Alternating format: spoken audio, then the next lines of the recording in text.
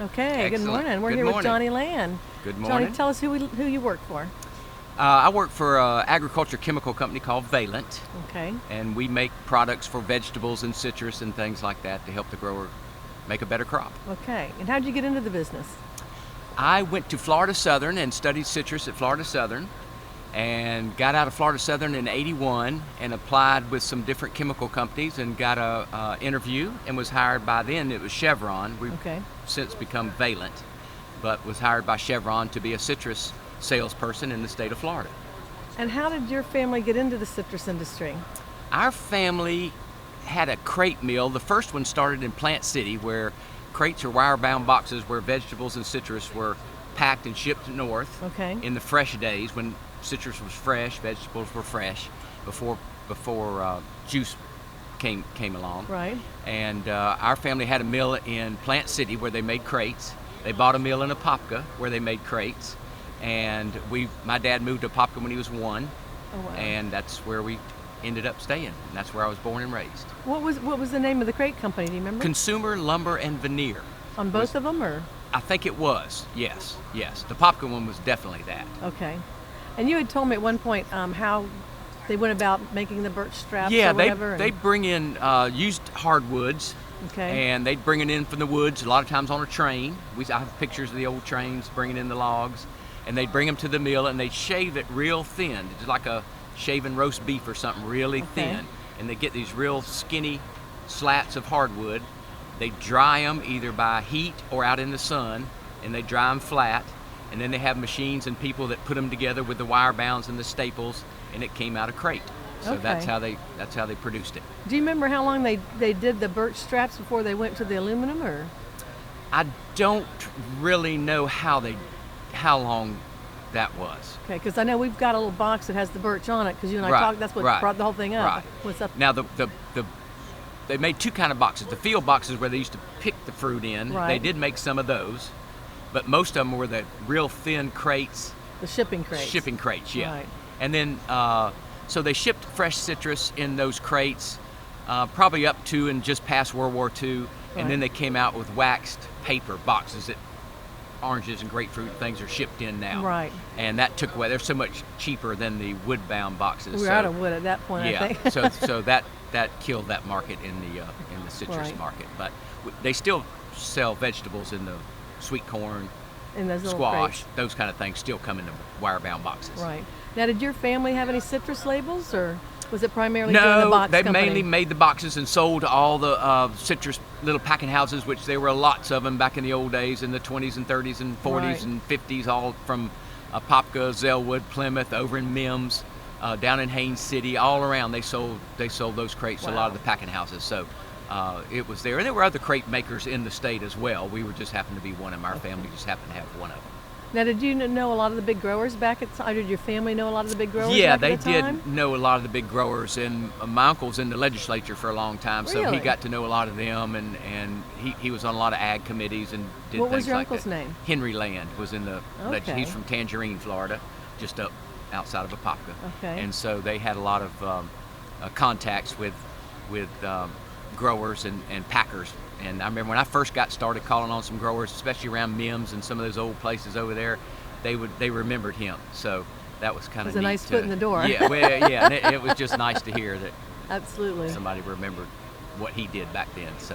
So what were some of the old names back then? Some of the pioneers that you remember? Well, around Apopka, the Edwards family around Apopka, Bill Edwards and some of those folks that started Plymouth Citrus and that kind of thing were Right. around Apopka at the time, and that was a big deal. One of the first juice plants that really got the thing going, and Coca-Cola I think bought it after that and still did some stuff, but I think that's right. But my first was hanging around folks, my dad's buddies like George McClure, who Peter's dad, and we would always, as little boys, run around the groves out there. That he worked for Libby's out in Zellwood, and Libby's had a lot of groves in Claremont and Zellwood and Okay. places like that, and Mr. McClure ran those groves, and so we kind of grew up in those groves, running around fishing and shooting rabbits and things like that. Right. You might not want to have that on there, but enjoying hanging out in the orange groves and learning and just being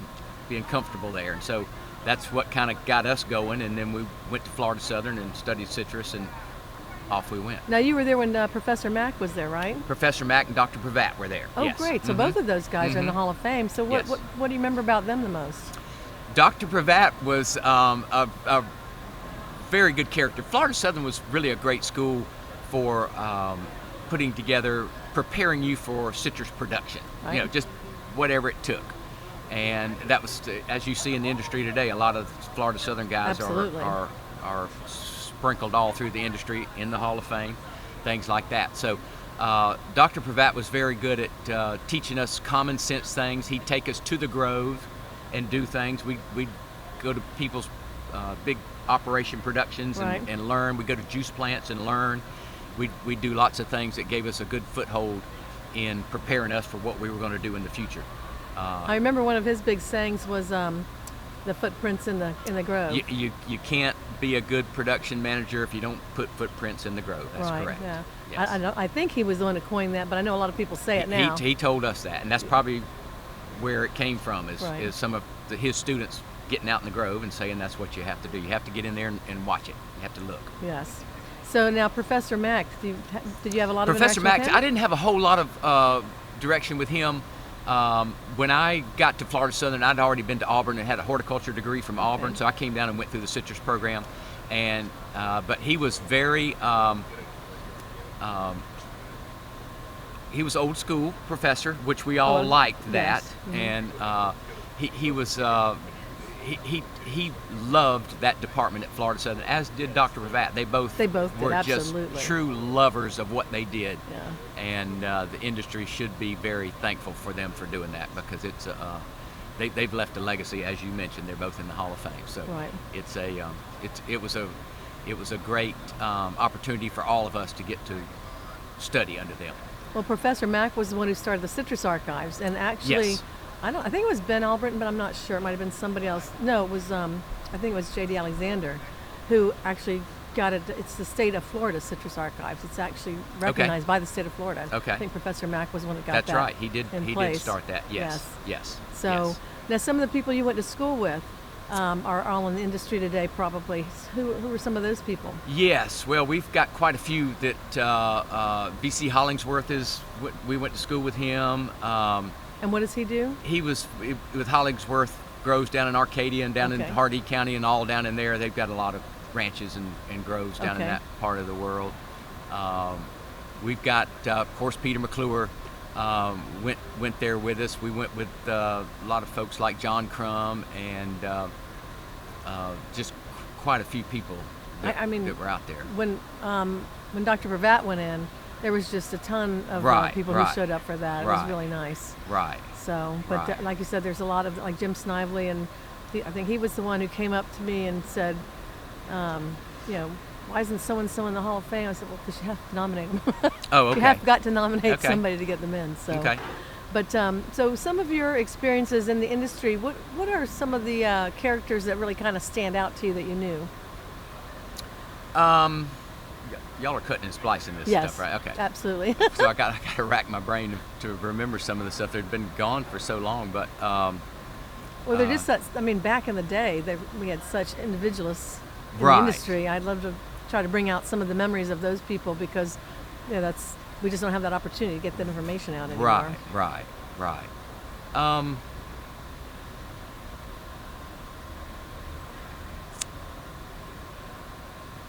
I've got to just pick them out of the brain. They're in the brain. I just got to get them out. Like, okay, in your area, what about Duke Crittenden? Did you do anything with Duke him? Crittenden, absolutely, yes. Duke Crittenden, I knew him for a long time, and he was friends with my dad and really? Mr. McClure and others that we enjoyed some hunting together, and he was part of a hunting club that we were in and enjoyed Right. some of that, being in the outdoors with Duke and those kind of guys, and got to know Arlen Jumper through some other folks yeah. and like that, and just some of the big people that we all looked up to as we were young Right. men coming into the industry. They were to us, they were people that we really looked up to and Right. really wanted to But they always had some fill their good shoes. stories. So Oh, they had great stories. They were all great. Can you remember any of those stories that they had? Because I know Duke was really involved in the whole golf tournament. We used to have the Citrus Open over there, and he was involved in that. That's right. That's right. So that was a long time ago. Yeah. Mhm. Yeah. But I mean, that was a big deal. You had a lot of major golfers that came Yes. through Oh, there. that was Arnold a big Palmer. stop on the PGA tour, Tour. right. Yeah, that Mhm, was yeah. right there at Rio Pinar in Yes, Orlando. absolutely. And yes, and that was one of the big stops that the players look forward to coming to, because Orlando is always a great place to come to. But there's just so many stories. See if Some you can think of tell, one. some you can't tell. Oh, if we can't tell it, I'll edit it out. But Right. it's fun just to get the information, just to Yeah. have it. I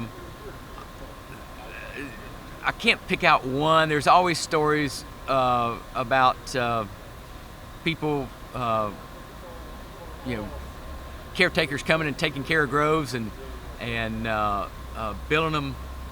billing the owner a little bit more than it was. He said, "Well, you wanted me to disc it both ways, didn't you? Did you want me to disc it one way?" So he'd billed him twice per acre. So things like that. But there was the stories always pertain to the citrus production part of it, whether it's harvesters and people coming in and not having enough people, or having too many people, or people would pick a grove and be done so fast they didn't know they were even in there and out of there, kind Oh, of wow. things. And so it's I'd have to rack my brain on that one too. But it's there, like I said, there were some real characters back then, as you know. You got to know a lot of them too. So the characters back in the citrus business and farming in general is really a industry that's got good people. They're all colorful people, and like you said, they all cared about what they did and what they were doing in their industry, and loved it and built it to what it was today. We're in a kind of a downturn right now with citrus, but in its heyday, it was probably the most important ag crop in Florida, I would Oh, say. absolutely. by It a was the long number one shot. agricultural Yeah. industry Yeah. in the state, for Yeah. sure. It was only behind tourism, so. Yes. And Um, tourism only passed it after, the 50s or 60s, when people got enough money to come to Florida. So It was even it was probably more in the 70s once Disney got going. Disney probably is what flipped that. Right, Yes. yeah. Yes. Now, did you know Gilbert Bowen at all? Do you remember him? He was Uh, in Winter Havens. I don't know if you would have known him. No. Yeah. B.C. Cook, did you know him? No. Dix? They were those- kind of all Central down, Florida, Yeah, yeah. well, they were kind of down Dundee, Waverly Right, area, right. that area down there. Yeah, that's and kind I of. just was wondering, because somebody yesterday I had 2 or 3 people, for whatever reason, those names came up. Mm-hmm. And so I wanted to say, if you did, then we would add to that. But what were some of the other names in that area? Now, I know the Chicones up there, Right. but I didn't really know that area well at all. Right. Well, you had a lot of folks in that Winter Garden area, which was a big citrus growing area, and you had the Chicones, like you mentioned. Right. There were lots of. I'm trying to think who some of the other ones were.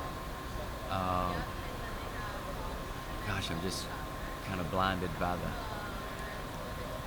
And it's been a while. Citrus has been out of there for quite a long time, but.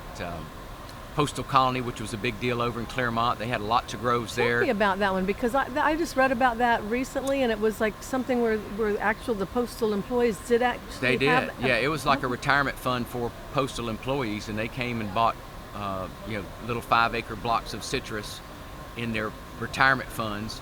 And Postal Colony was the company that set up to take care of all that, market it, take care of the production, market it, sell it, and then give the return back to the postal employees. I thought that was And, really unusual. I didn't Right. realize what that was. I just thought it was somebody's name. Right. No, that was actually a part of that. And of course, the freezes in the mid '80s took most all of those groves out, so Right. as they did most of the groves in Lake County. And that was a bad time for Lake and Orange County. Oh, I think absolutely. Orange County had roughly in its heyday 150 to 170,000 acres of citrus in it, and Lake County might have had more than that, because it was more rural than Lake County. You had a lot more land to plant citrus on. So there was a couple 100,000 acres of citrus in Orange and Lake County. Right. And the freezes in the 80s, where it got down to 15, 17 degrees in some of those low pockets, and it just Split and bark, It just yes. split bark, Mhm, and it yeah. really decimated the citrus industry in those counties. and for a while it decimated the economics in those counties. A lot of those little towns, Clearmont, Popka, little things like little places like that, depended on some of that type of income coming into those growers, those people that worked in those citrus groves, to spend money in those towns and make the We had economy. Golden Gem and Lake Region up there, and those were both, yes. Plymouth Citrus and all those people that were up there, that was a big hit to the economy in those places, and it probably took a good 10 years after that before land developers came in and saw some of the cheaper land that was left over by dead groves, to really start bringing the economy back step by step by step. But it really was a big hit for the Central Florida economy when the freezes hit. And we had one in 83 and 85 and 89, so those really just step by step took all the citrus decade, right out. Exactly. It was basically gone after that. So it was quite a blow to the industry. And of course, we were all just coming out of college and getting started, and we were wondering what I was right there ahead with for you, us. yes. Yeah, I mean, what's going to be left for us? Is anything going to be there? But it did. It just moved farther south. And of course, now you have it down here in the Fort Myers, LaBelle, Immokalee area, and it moved on both sides of Lake Okeechobee and things like that. So it was viable all the way through where we are now. So. But, now, did you remember there was something up in that area? I know it was in Lake County. I think it was called the Governor's Grove. Do you remember that at all? I do not. It was something where they had planted a little tree. It was like 400 feet or whatever. It was a tree for each governor of each state. I have not heard that. And no. they would send them a box of fruit from it every year. And I saw that on a postcard somewhere. I have not seen that. That sounds like something up in Umatilla or somewhere I think up in it was that. Lake County, but I can't find where exactly it was. It just said Governor's Grove and whatever. I have not heard and that. So John is looking for it for me. John Jackson's looking for that? Yeah, Yes. yeah, He might know. So, if there's somebody that can find it out, John Jackson is going to find it out. Yes. Yeah, he's the one who started all these. So got it going for us. Yes. So. Yes. And you're mentioning the growers and the key industry people, and you can't forget some of the people like John Jackson who were big helpers in bringing this industry along for 40 or 50 or 60 or 70 years. Right. Their expertise and research and things like that, and knowledge coming from their university backgrounds and things like that really help the growers. It's amazing, the extension agents and their love of the industry and their ties to the families, and people don't realize how deep those ties go. And their love was hand in hand with the growers and the packers and the shippers and everybody that was involved, and it's a great thing. That type of situation really makes your industry grow and become more efficient and tighter, and you get a lot of industries, a lot of farming industries where universities aren't really tied into it and extension isn't really tied into it, then you have some issues and you don't progress like you should. Right. Well, here it's been a wonderful university extension system in Florida for sure. It really has. And of course, Lake Alfred and all their research that goes on there has been wonderful through the years. A lot of the old research folks that have come through there. And the guy that was sitting with me, Craig Campbell, his dad was a researcher, not in citrus, but in tropical fruit in Homestead. And Craig was born in Homestead and raised in Homestead. Oh, wow. So he knows the extension people, and he's worked with a lot of those older folks that were at Lake Alfred that if y'all ever want to get into that end of it and get some of the Whitesides and McCoy and all those kind of folks that were over there when we were going through school and really taught us and would come and speak with us, that would be something to keep a history of that too. Okay, I might have to talk to him to see. Yeah, just in general. and well, Lake Alfred has histories of those folks, so you can get with Mike Rogers and say, hey, we want to do a little history of 80 years or 90 years or 100 years of what Lake Alfred has done for citrus and do a little background on that. That might be something. Yeah, that would be interesting, absolutely. Worth doing. So now I had one other question for you. So you had seen the progression of the citrus going down south. Right. Can you tell us a little bit about that, as far as what your knowledge and how you guys just coming out of school and probably having to worry at that point, do I have this career in citrus anymore? Right. We watched the freezes basically take it all out of where we were born and raised, and citrus was our love up there. Well, it's not there anymore. So the growers and the big growers saw there's lots of land in South Florida. The risk of a freeze would be less chance there. And it had been on the Indian River for since the 50s and 60s Oh, probably. So even a long earlier time. than that, Even yeah. earlier than that. So they knew the advantages of moving south, what that would bring for being able to grow citrus and Right. not worried about the freezes of Orange and Lake County and even northern Polk County. So when the opportunity was down there for basically just vegetable farming down there at the time and ranching cows. Right, okay. Lots of land and probably cheap land that they could go get. And they had to put in a little more effort to grow citrus down there. In Orange and Lake County on the ridges, you just plant a citrus tree and it loves it. Down there, you had to bed it and drain it and do things like that. You had to take a little more care in growing citrus down Right. there. But they went through the effort to do that, and it paid off for them. They grew a lot of oranges, came out of South Florida on both Okay. sides of Lake Okeechobee. So Right. it Good. was it was the move that they had to do to stay in the citrus business. And do you remember who some of the major names were there? A lot of the big Coca-Cola and a lot of those guys that I think went down that way and planted citrus in those kind of places. Okay. I know from up in Winter Garden, McKinnon's went down that way. Oh, okay. And planted some citrus down there after theirs got frozen in Orange and Lake County.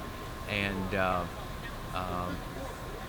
probably some of the even the bigger guys from down in the Waverly and Dundee. I think Bob Paul was a big. Bob Paul big- went down big there and person was there, and yeah. he had a juice plant and planted orange I growth. remember he had a juice plant. I I'm didn't know pretty that. sure he did, but I don't check know. on that. Yeah. And planted a lot of citrus down that way. So it had to move down that way they didn't want to have to take the risk again in Right. Orange and Lake County. But that's Now you had mentioned also, and I just want to go back to it because I have some information on it. Plymouth. Plymouth citrus growers. Mhm. Yes. So that they had their juice plant. Right there, it was right there in Plymouth. Uh-huh. And what did that? I think they started that actually. I can't remember if it was where it actually started, but it was either in Claremont or right there in Plymouth. After or during World War II or right after World War II, they wanted frozen concentrate Right. to get it to the, out to the housewives or then the soldiers. They could freeze it, send it over to places, and then reconstitute it with water Right. and have orange juice, which was healthy. So that came about in the World War II era. And then after World War II, frozen concentrate was the big thing in the grocery stores. And Right. the housewife, they didn't have single strength. You either went out, picked your own oranges and squeezed it, or bought the concentrate, Right. mixed it with water, fed your kids orange juice. So, but that all occurred right up in that area. Those people learned how to do that, how to evaporate it down and get the orange juice into a concentrate, Right. and just basically take the water out of it and So- go with that. So that all started either at Plymouth Citrus. I'm pretty sure they were big in it. And I know they're big enough because I have a postcard that says it was the biggest concentrate plant in the world at Yes, that it time. was. Yes. So I just didn't yes. know how. It must have affected that area quite extensively because it was the only thing. It did. Yeah, it was Yeah. the biggest employer probably in that part of the world. And of course, they had groves as well. Okay. Plymouth Citrus Growers and then Plymouth Citrus Co-op. They're all kind of linked together. Right. I'm not sure if they were actually linked together as a company, but that the They had- oranges came in and made the concentrated orange juice. So it was definitely the biggest deal up in that part of the people. A lot of stories about the old timers in Apopka would walk from Apopka to Plymouth every day with their little lunch cans Right. and go to work and walk home, 3 or 4 miles from the Oh, wow. from the plant to get back to home. But that was, after World War II, that was jobs that they had to have, and it was Absolutely. good jobs. It was steady work and everything. Right. Everything worked well. So, but as we talked about earlier, the economies that citrus brought to little towns and places like that with jobs, Right. and people raised families and did that with the money they earned from the citrus industry. So it was very important to Florida Yeah. back now, in the day. Now, when your family, when did the crate business start to go? What that was in the Started to go south probably in the 60s is about when 60s. the wax-covered boxes that they now ship everything in. fresh fruit into New York, Philadelphia, Chicago, wherever it's going, Okay. across the pond, wherever it happens to be going. That probably in the late 50s, early 60s, and that's when the business probably started to go down. They still had vegetable business, but it wasn't enough to sustain Okay. production and keep a mill running and that kind of thing. So they closed the mill in the mid 60s. Okay. So what did your family go to after that?